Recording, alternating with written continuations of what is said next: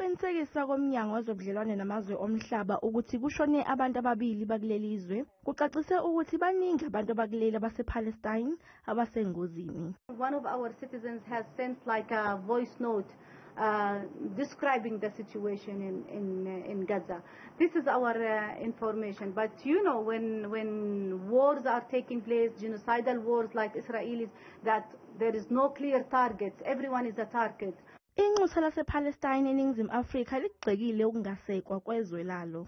The international community has an obligation to ask the big questions, to address the root cause, instead of reverting to simplest statements that demonize, dehumanize, or dismiss Palestinians' lives and rights.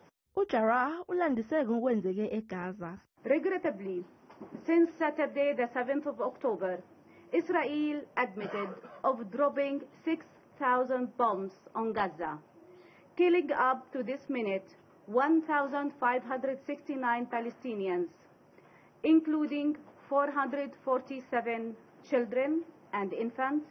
U-Israel usamile ekutheni ukukhula kwempi kungenxa yokuhlasela kwezihonga zeHamas.